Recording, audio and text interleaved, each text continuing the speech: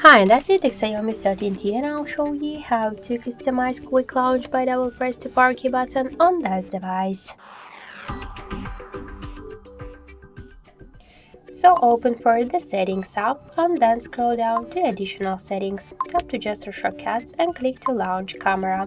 Now we could see that this switcher is activated, so now by double press the power key button we could use the camera app.